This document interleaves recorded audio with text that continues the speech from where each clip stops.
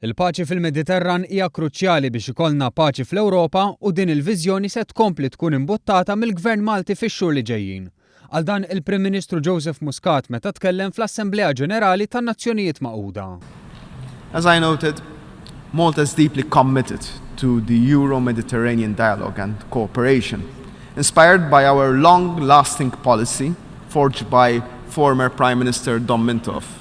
The principle that there can be no peace and security in Europe without peace and security in the Mediterranean.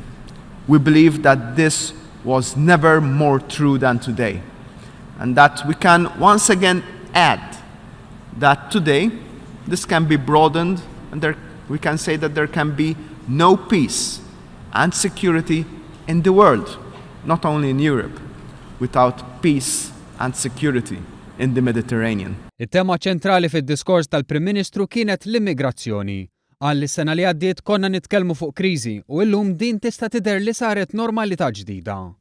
Osserva li r-riżultati li ħarġu mill-71 sessjoni tal-Assemblea Ġenerali huma inkoraġġanti għax diversi pajjiżi sabu dak li verament jaqgħadhom, ħsibijiet imsejsa fuq il-prinċipji l-aktar fundamentali bħal jkunu salvati l-ħajjiet. Dan minkejja d-dibattiti diffiċli, id-diskussjonijiet, l-ostakli u opinjonijiet diverġenti. Esprima wkoll sodisfazzjon u ħeġġa biex jara r-riżultati li ħarġu mill-Valletta Summit li sar f'Novembru li għadda. My country's vision is that of a safe Mediterranean region, which offers peace, wealth, stability, and work. The situation in the Middle East has a huge bearing on that of our region and the whole world.